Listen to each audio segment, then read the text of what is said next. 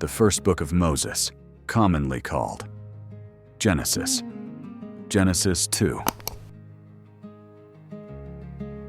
So the heavens and the earth were completed, and all their hosts. And by the seventh day, God completed his work, which he had done, and he rested on the seventh day from all his work, which he had done.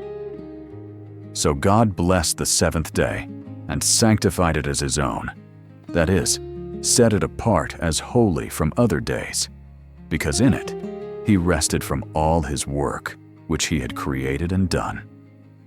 This is the history of the origin of the heavens and of the earth when they were created, in the day that the Lord God made the earth and the heavens. No shrub or plant of the field was yet in the earth, and no herb of the field had yet sprouted, for the Lord God hadn't caused it to rain on the earth, and there was no man to cultivate the ground, but a mist used to rise from the land and water the entire surface of the ground. Then the Lord God formed man from the dust of the ground and breathed into his nostrils the breath of life, and the man became a living being, an individual complete in body and spirit.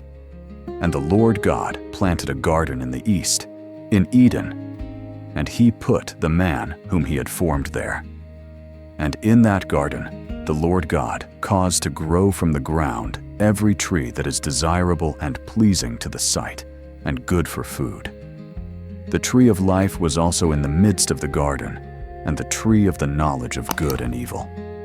Now a river flowed out of Eden to water the garden, and from there it divided and became 4 rivers.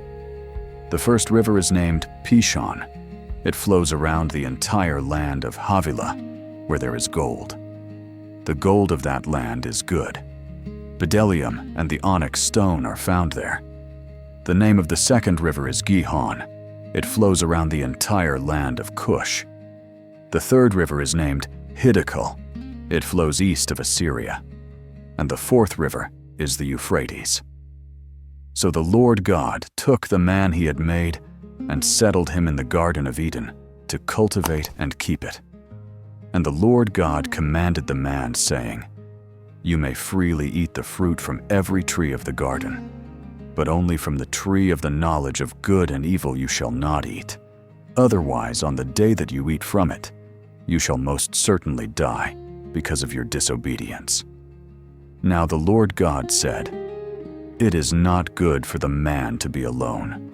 I will make him a helper, one who balances him, a counterpart who is suitable and complementary for him."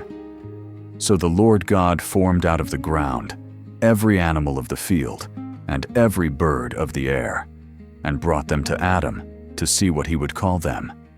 And whatever the man called a living creature, that was its name. And the man gave names to all the livestock, and to the birds of the air, and to every animal of the field. But for Adam there was not found a helper suitable for him.